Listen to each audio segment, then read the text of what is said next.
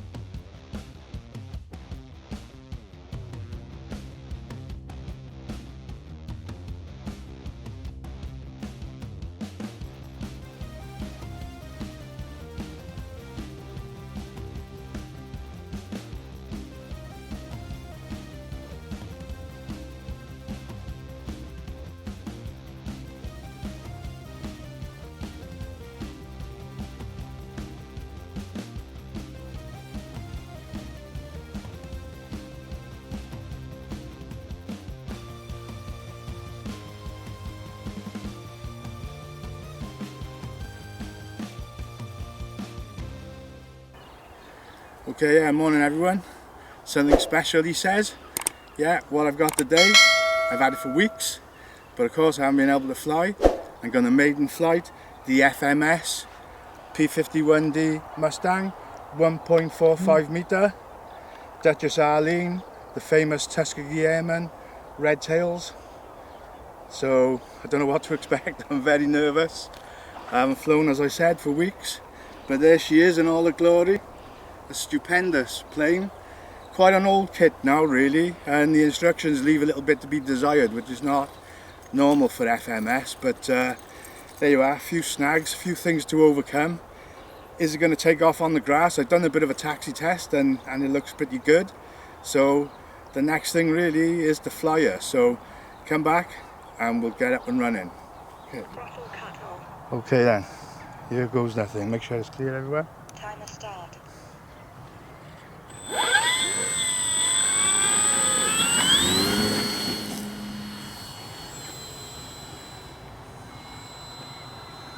Gear up. Quite underpowered then, so all the forums say.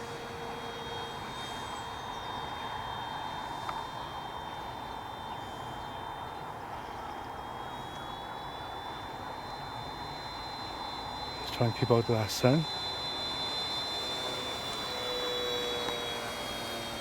Obviously I'm starting off up high. Yeah, which is difficult. I've lost her.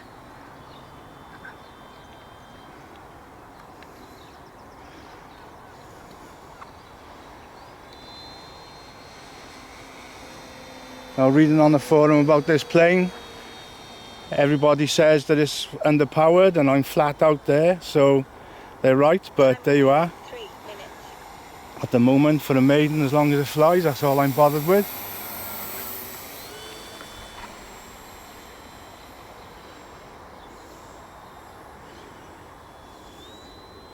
Make sure I keep that speed up in the turns.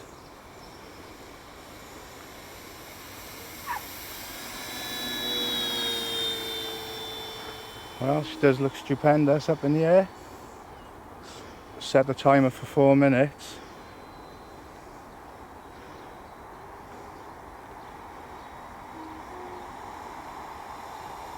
So I said 11x8 4-bladed prop, 70 amp ESC, designed to run on a 4S. They say 2600, which is a joke.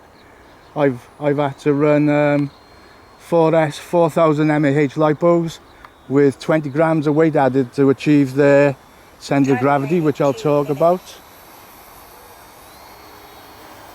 Yeah, it comes with a sequencer for the doors, and as I said, the instructions were quite out of date, so there was lots wrong with the instructions. So but she does look stupendous. Okay, so I'm going to turn now. What I'm going to do then is get some flaps on as well, so just to see what she's like. So there's my first stage. Landing flaps. Okay, yeah, well, it's okay. I got a little bit of down on the elevator.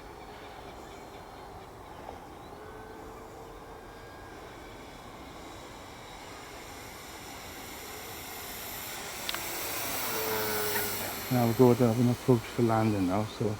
Time remaining 1 minute, gear down.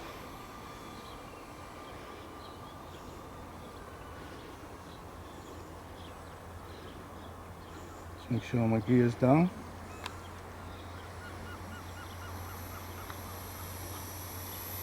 Oops, coming in fast. I'm just checking the gears down a minute.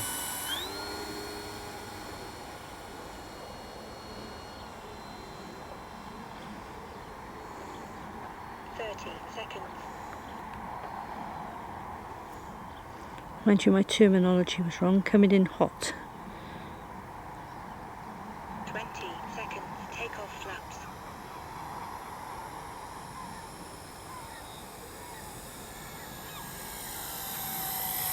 10, 9, 8, 7, 6. Well, a little bit far away, but I don't care. She's down safe, so.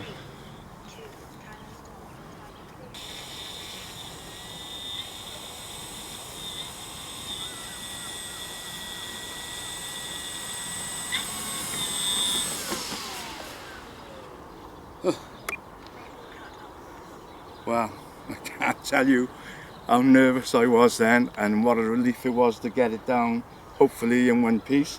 Did have a little bit of a nose tip then as I was starting the taxi. I landed with takeoff flaps then. It seemed to sort of like slow it down now. I was trying to keep in my mind that, you know, with warbirds, you've got to sort of like land a little bit faster than what you would with a bush plane at a high wing trainer. So, and I just read that the landing gear on this plane is notoriously fragile. Not so much the aluminium struts, but where it mounts into the fuselage, into the wheel wells. So I'm going to have a quick look now. Got throttle cut on, let's have a look. We're going to have a little bit of a chat. I'm just relieved that that's out the way. I was just very, very nervous. So.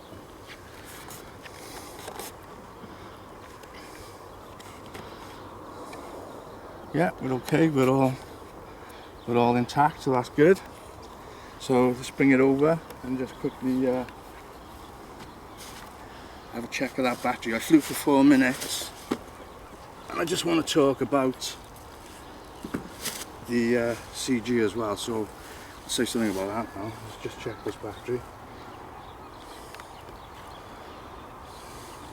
And what I like about it is we got the sliding canopy. Obviously the Tuskegee Airmen, the squadron, they were black American pilots, very famous, very, very brave, exceptional in the line of duty. I've watched all the films and the documentaries, and this is a fantastic tribute to those pilots that were sort of like detailed to escort bomber flights going into Berlin. And for the record, while they were looking after those bombers, B-52 bombers, not one bomber was lost, and that's no mean feat. So, you know, praise to those guys. Sometimes we forget that these are warplanes.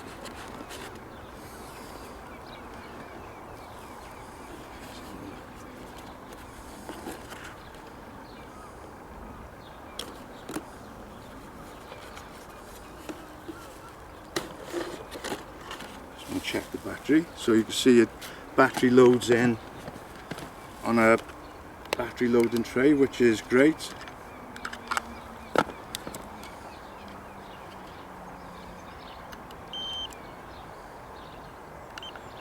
Right, okay, so as I said, I flew for 4 minutes.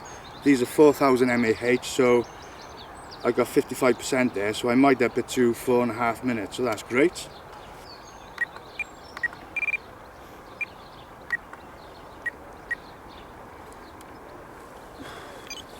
So right, okay, where do I start? It comes with a little circuit board inside, and unfortunately what you get in the instructions is just completely different. So thank God I made a note of where all these wires were actually plugged in, and there's a lot of wires because all the wires that come from the wings for the flaps, for the lights, for the ailerons go into little blocks, which I decided to put a tie wrap around so none of those wires could come loose. And then you've got your two main plugs then that go in for each side of the wing. So it was a little bit sort of like complicated there, but the most complicated thing was the CG. What it said in the instructions was that the CG was 110mm from, right, the leading edge of the wing at the wing root. That meant nothing to me, you know. I wasn't sure, did I measure from back there? If so, if I measured from there, then my CG would have been there, and it was just ridiculous. So, as I said, the reason why I'm talking about this is because I got so frustrated watching YouTube, watching video after video after video, right? And then I come across the Rc Geeks over in America. Thank God for that guy.